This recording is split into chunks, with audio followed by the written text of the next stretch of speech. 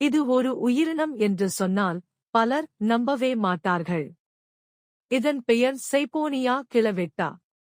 இது ஒரு சாதாரண பூச்சி அல்ல. இதன் உடலின் மேல் மனித முகம் போல தோன்றும் ஒரு அமைப்பு இருக்கும். இந்த பூச்சி தென் அமெரிக்காவின் காடுகளில் வாழ்கிறது. பார்க்கவே பயமூட்டும் இந்த முக வடிவம் வேட்டையாடும் விலங்குகளை பயமுறுத்துவதற்காக உருவானது. உண்மையில் அந்த முகம் இல்லை.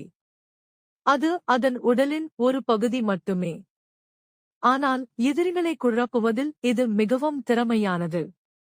இந்த பூச்சி மரங்களின் சாறுகளை குடித்து உயிர் வாழும்.